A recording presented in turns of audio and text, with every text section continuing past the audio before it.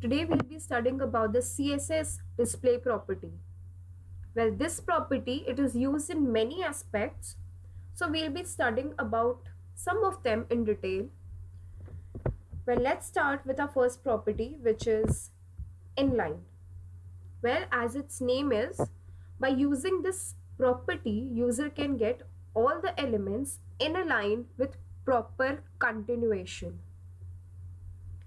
Like I have taken 4 paragraphs and I have used display as inline property with my paragraph. What I'll see is all these elements would be shown in a single line with proper continuation. Well, let's save this program and run it in our browser. This is how your output would be with proper continuation. Now let's move forward with our second property, which is display as inherit. And by using this property, we can inherit its value from its parent element. For example, I've taken body with 2 paragraphs and I have defined inline property to my body element and inherit with the paragraphs. So what it will do, it will inherit this inline property from body to this paragraph elements also. Well, let me show you how actually it is working.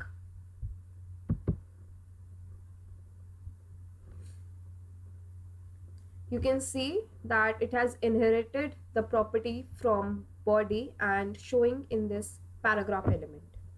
And you have this whole content in a single line with proper continuation. Now let's start with our next property, which is flex. Well, flex, it is used by Flexbox to create flexible boxes for the flex elements. Well, we'll be also studying, for reference you can see our video about the flex box in CSS3. Well, what I'll show you that what we have actually done in this. I have taken a main division class with 6 more divisions with background color, different background colors like coral, light blue, pink, khaki, light gray, light green, and I've written on these division classes first division, second, third, fourth, and my 6 division classes. And then I have defined the styling on them. My main class means all the division, the subdivision class which are being made in this main class would have width 400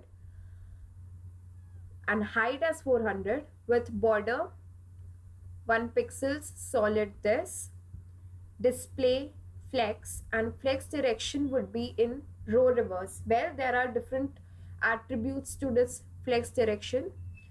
For reference, you can see our video on Flexbox in CSS3. And our main division, which is this. Our main division would have width 50 pixels and height 50 pixels.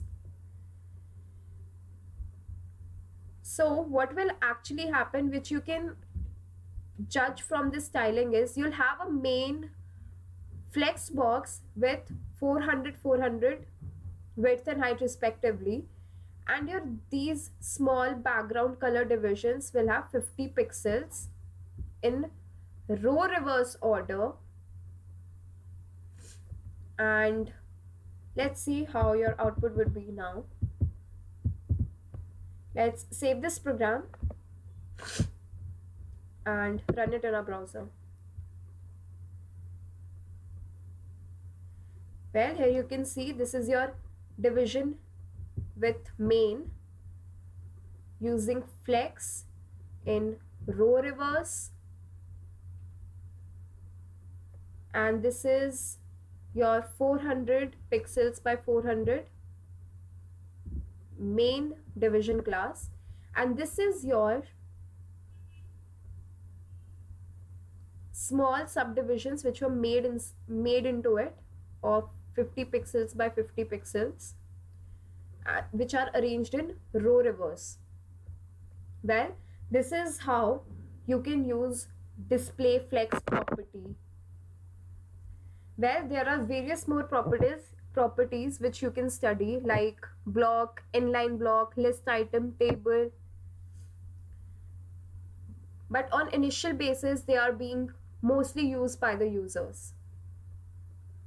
Well, that's all for today. Stay tuned to intellilearn.in for more updates. Thank you.